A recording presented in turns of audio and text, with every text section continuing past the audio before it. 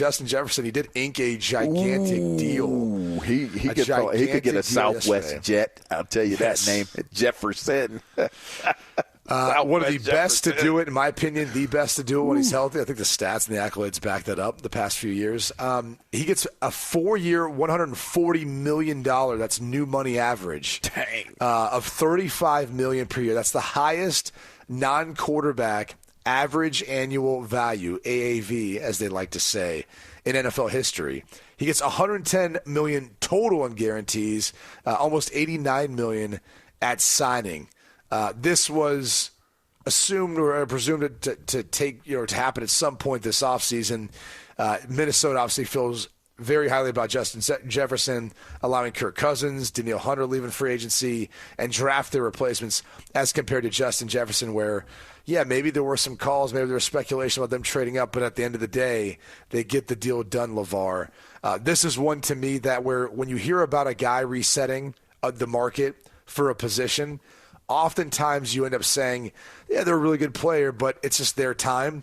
Mm-hmm. This is different. This is the best receiver.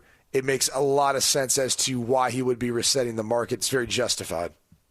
And you don't want to have him upset, heading into this is his final year, right? If he finishes out this season without a deal, then he can do the same thing that Kirk Cousins did, right? He can decide that he wants to test the market.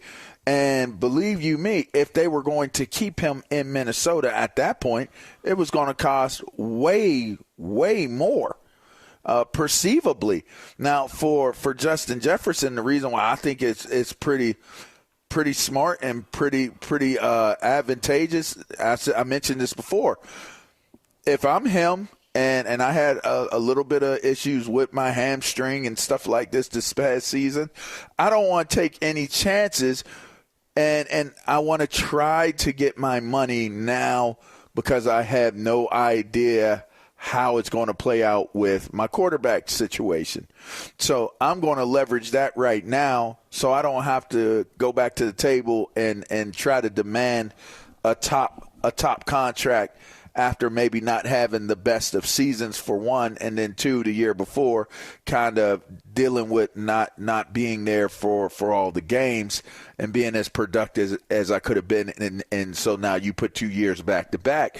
So Minnesota did the right thing because you got to play the odds here. You don't want to lose Kirk Cousins this year and then lose Justin Jefferson the next year. It just doesn't seem like you're trying to win as an organization if you allow that to happen. So now he resets the market, and so quickly you sit there and you say, well, damn, if Justin Jefferson, knowing what you just said is correct, is that he is probably the top guy, arguably the top guy when he is healthy, you're still looking at it from the perspective of Jamar Chase and CeeDee Lamb are going. What is their contract going to look like? Are they going to get as much? Are they going to get more? Are they going to reset the market? Where does this go now? Because now Jefferson is the number 2 highest paid outside of a quarterback. Is it? No, he's the I forget highest how you state it. Value now. Yeah. The highest annual value. Yep. And that's, God bless. The new money man. average comes out to $35 million per year. He was scheduled to make around $19 million plus this year.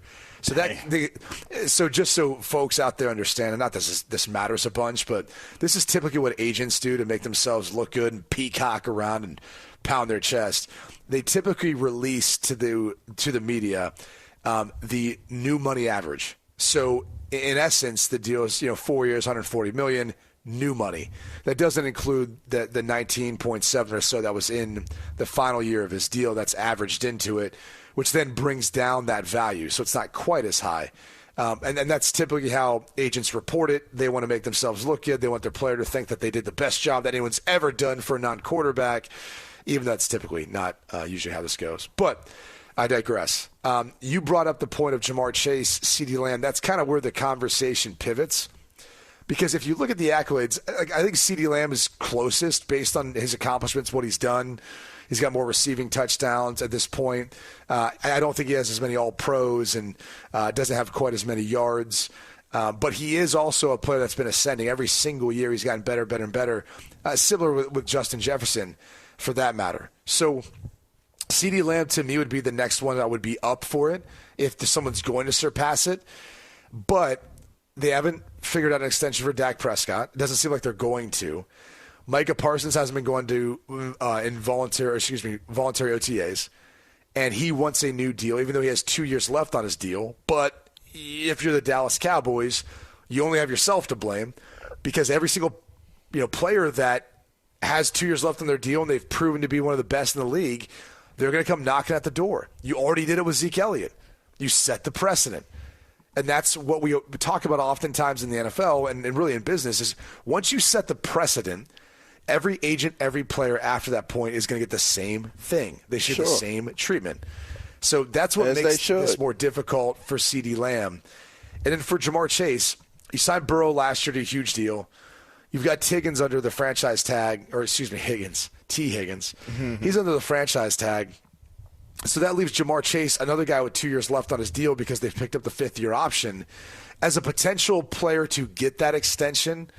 However, something's got to give. Either they got to move on from T. Higgins so that one-year franchise tag isn't hitting the salary cap, or they just, play out this year, maybe kick the can down the road for a year if you're the Bengals dealing with Jamar Chase.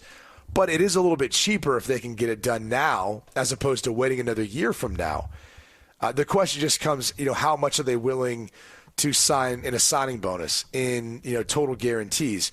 The Brown family in Cincinnati does not have as deep of pockets as Jerry Jones, for example, and the wealthiest franchise in sports in the world right now in the Dallas Cowboys.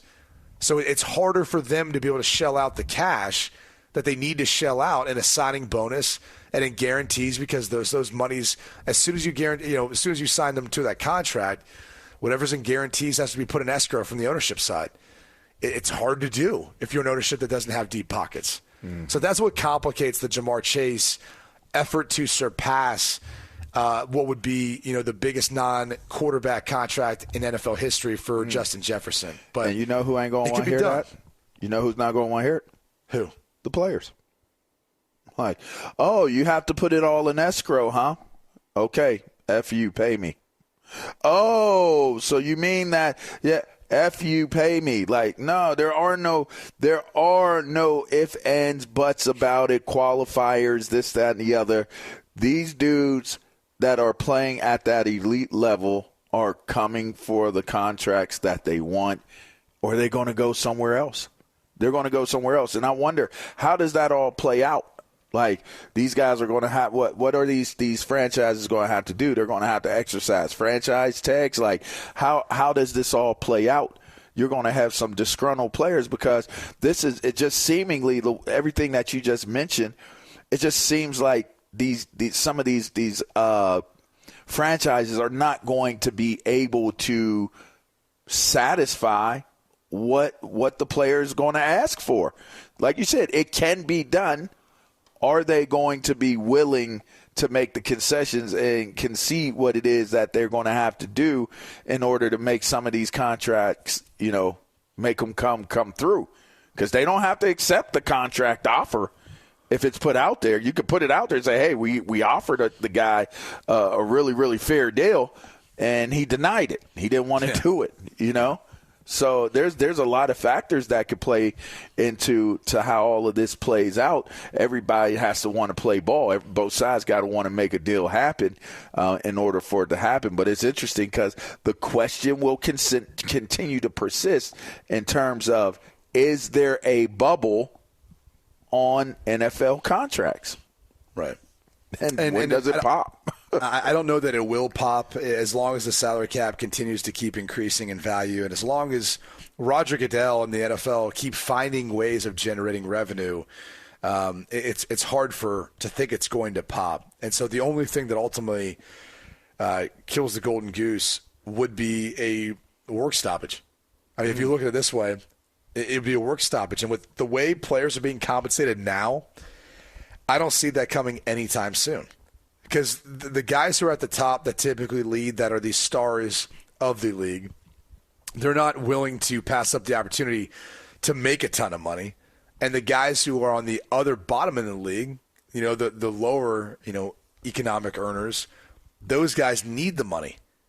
And so there's really no one in between that's willing to say, hey, this is what we need to do, or this is what's best for our union in order to get what we want in our collective bargaining agreement, whatever that may be. And so that's the difficulty of, looking at it from that standpoint, saying, like, well, how does this get messed up? And the only other thing I can think of, and I've floated this idea before, is if some foreign entity, I think we know kind of how that works, watching live sport, gets heavily involved. And they try to start up a league or a competitive league, maybe a global league. Maybe that's some of the concern, too, about the NFL, looking more internationally. Is there a big concern about, how fast something could start up and be an immediate competition to their product? I mean, we could say this sounds like a fairy tale. The truth is the Live Tour didn't start up that long ago. And it's literally brought things to a point now with the PGA Tour where eventually they're going to have to come to an agreement because they just don't have as much money to be able to compete long term, especially if the Live Tour keeps poaching player after player after player.